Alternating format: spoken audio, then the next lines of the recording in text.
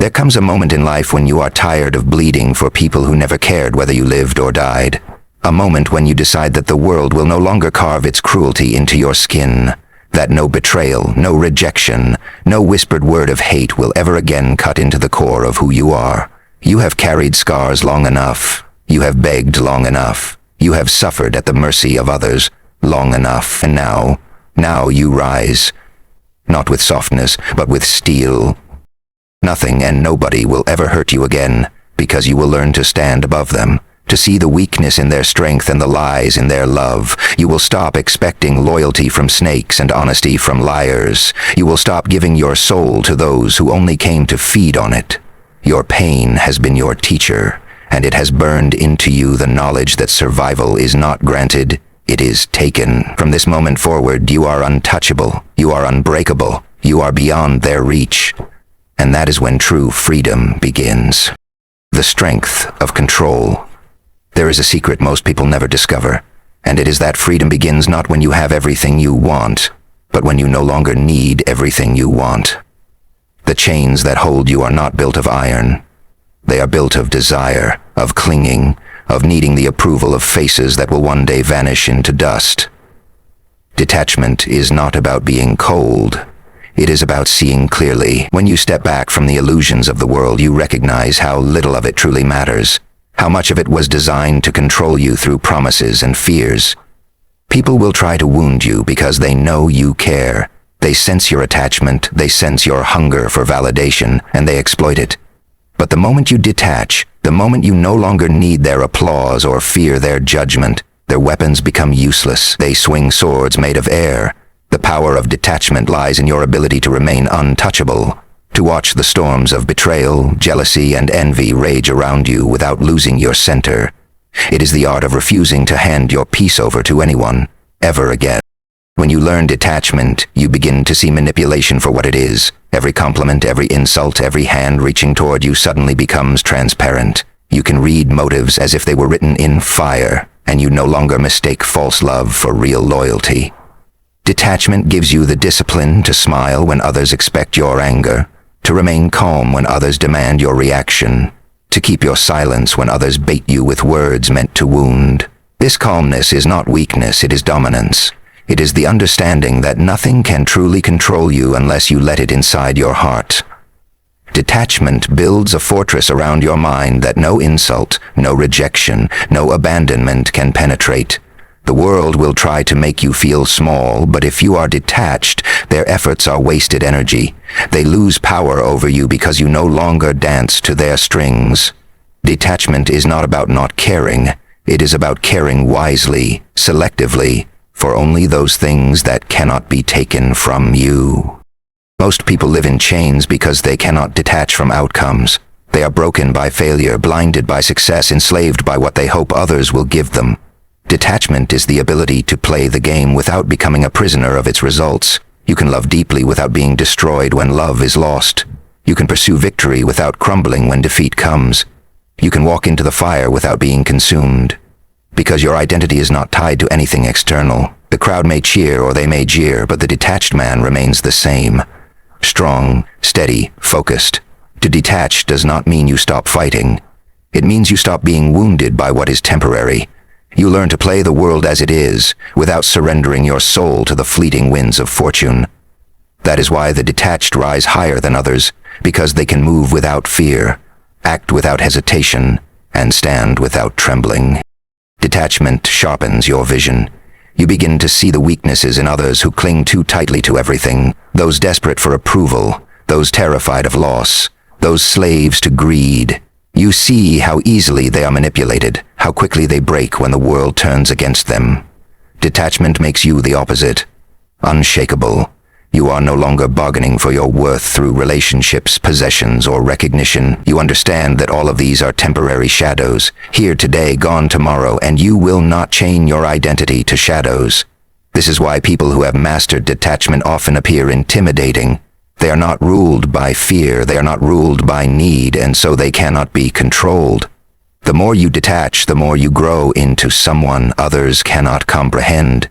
They will call you cold, but what you truly are is free. They will call you ruthless, but what you truly are is untouchable. The power of detachment is the power of inner sovereignty. It is the refusal to let the claws of the world tear into your spirit. It is the choice to rise above insults, betrayals, and disappointments, to stand as your own ruler rather than a slave to circumstances. Detachment teaches you to love without dependence, to win without arrogance, to lose without despair. You no longer beg for belonging. You no longer fear rejection. You no longer tremble at the thought of being alone, because you have discovered the strongest alliance of all, the one with yourself. And when you have mastered yourself through detachment, nothing and nobody can ever hurt you again. For they may strike at your body, they may speak against your name, they may walk away from your life, but they cannot touch your core. You remain whole, you remain unbroken, you remain free. Power does not belong to the loudest voice or the fastest hand. True power belongs to the one who can control himself when the world burns around him. Control is the weapon that separates the rulers from the ruled, the predator from the prey. Most people live as slaves to their impulses, rushing to anger when provoked, crumbling into fear when threatened, drowning in desire when temptation whispers. They believe they are free, but they are shackled by their own lack of discipline. The one who controls himself becomes a fortress that no enemy can breach. He decides when to strike, and he decides when to wait. He is not driven by moods, but by strategy. That is why control is strength. It denies others the power to predict or manipulate you. A man who has mastered control cannot be lured, cannot be baited, cannot be broken. He chooses his reactions with precision, and by doing so he seizes mastery not only over himself, but over everyone who tries to command him. When you learn control, you discover the art of turning every emotion into a weapon rather than a weakness. Anger becomes fire for action, not destruction. Fear becomes caution, not paralysis. Desire becomes focus, not distraction. Control transforms chaos into clarity, turning storms into opportunities. People will always test you, pushing, provoking, tempting, hoping to find cracks in your armor. Without control, you break and give them what they want, your rage, your fear, your surrender. But with control, you remain calm while they unravel. This calmness infuriates them more than any retaliation. They want to shake you, but you remain still. They want to weaken you, but you only grow sharper. The one who controls his emotions controls the battlefield, because he acts with intention while others drown in reaction. This is the secret the world hides. Control is not about suppression, it is about mastery. Using every force within you with precision, never wasting energy on weakness. Most men fail not because they lack talent or opportunity, but because they cannot control their impulses. They waste time chasing pleasure, reacting to insults, or obsessing over enemies who do not deserve their attention. Control is the art of conserving your power for the moments that matter. It is the ability to walk away when provoked, to speak when silence would have been easier, to wait when every nerve screams to act. It is restraint not born of fear, but of calculation. The strongest lion is not the one that roars at every sound, but the one that knows when to crouch in silence, waiting for the perfect moment to strike. In this world, timing is everything, and only the disciplined master timing. Control keeps you from wasting your strength on battles that do not deserve your blood. Control gives you the patience to watch others exhaust themselves in foolish wars while you remain untouched, saving your strength for the victory that truly matters. Control also commands respect in ways aggression never can. A man who lashes out looks weak, for his enemies see the strings they can pull. But a man who controls himself, who looks at insult and betrayal with unbroken calm, becomes feared. They do not know what lies behind his silence. They do not know what storms he hides. They do not know when or how he will act. And that uncertainty is power. Control creates mystery, and mystery creates influence. People cannot read you, and so they cannot trap you. They cannot predict you, and so they cannot stop you. The more you control your face, your words, your emotions, the more you become unreadable, untouchable, and unbreakable. This is why those with control often rise in any field. They are not distracted by noise, not seduced by temporary gain, not thrown off balance by failures or victories. They remain steady, and in their steadiness lies the terrifying strength. The strength of control is the strength of a ruler over his own kingdom. If you cannot rule yourself, you will be ruled by others. If you cannot control your emotions, your enemies will control them for you. If you cannot control your desires, the world will enslave you with them. Control makes you your own master, and when you master yourself, you cannot be conquered. With control, you choose your path instead of being dragged by it. You decide what deserves your energy, and you cut off what does not. You turn silence into a weapon, patience into a shield, discipline into a sword. Control is the armor that makes you untouchable, the throne upon which no enemy can sit. And when you have mastered this strength, nothing and nobody will ever again have the power to move you against your will. You will be the one who decides, the one who commands, the one who endures. That is the strength of control, and it is the essence of true power. There comes a point when survival is not enough, when carrying scars is not enough, when simply enduring no longer satisfies the hunger of the soul. Transformation begins when you refuse to remain the same person who once bled for others, who once lived in weakness, who once bowed under the weight of the world. The greatest victory is not defeating an enemy, not winning applause, not claiming riches. It is the victory of becoming something greater than you were. Transformation is the silent revolution that turns pain into strength, loss into wisdom, betrayal into fire. It is not a mask you wear, it is not a costume you put on. It is the reshaping of your very being until you no longer recognize the fragile figure who once trembled at life's blows. Transformation is the highest revenge against the cruelty of the world. For every scar you grow armor. For every wound you grow sharper. And one day you look back and see that what was meant to break you has made you into something unbreakable. That is victory. Not surviving, but rising, reborn, forged from the flames you once thought would consume you.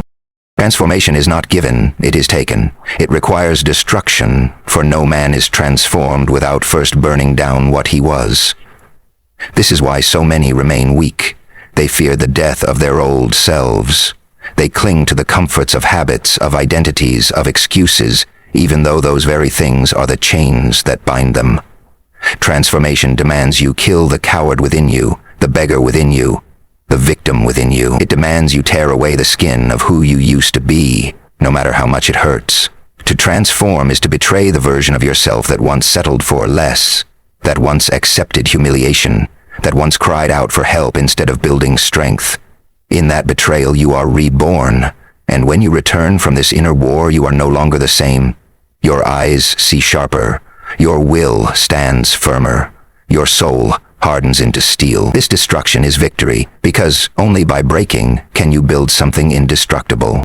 Every transformation begins with pain, but it ends with power. The very things that once humiliated you become the tools of your rise. The rejection that shattered you becomes the lesson that teaches you never to beg again. The heartbreak that crushed you becomes the force that sharpens your detachment. The failures that humiliated you become the training ground for discipline. Transformation turns life's cruelty into fuel until every suffering becomes a weapon in your arsenal. And others collapse under pain, but you transform it. Others beg for comfort, but you hunger for fire, because you know the flames forge you into something stronger than before. That is why transformed men walk differently, speak differently, live differently. They are no longer trapped in the fragile illusions of what others think, no longer bound by the chains of desire or fear. They know they have endured the crucible and emerged whole, that knowledge itself is a weapon, for nothing intimidates the transformed. They have already been broken, and they have already risen. What is left to fear when you have survived your own death and returned greater?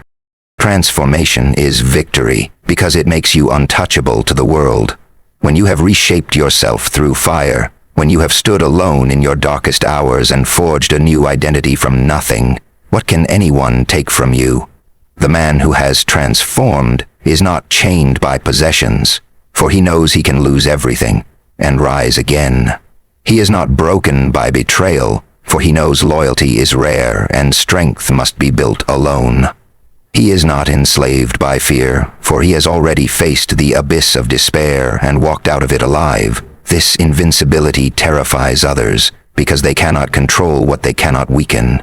Transformation makes you dangerous because your power no longer comes from the outside, it comes from within. No enemy can grant it, and no enemy can take it away. This is why the world bows in time to those who have transformed. They cannot be killed by words, cannot be ruined by loss, cannot be destroyed by failure. They are victory itself, walking among the defeated. The victory of transformation is eternal because once you have become something greater, you never return to who you were. The weak version of you is dead, buried in the ashes of your past. In its place stands a figure reborn, hardened, untouchable. Others will notice the change. They will sense the weight in your silence, the fire in your eyes, the calm in your strength. Some will fear you, some will envy you, some will hate you, but none will ever again see you as fragile. That is victory, to live beyond the reach of their cruelty, to walk with the strength that no insult, no betrayal, no defeat can pierce. Transformation is not about becoming someone else. It is about becoming who you were always meant to be, the version of yourself that pain demanded, that struggle shaped, that fire revealed.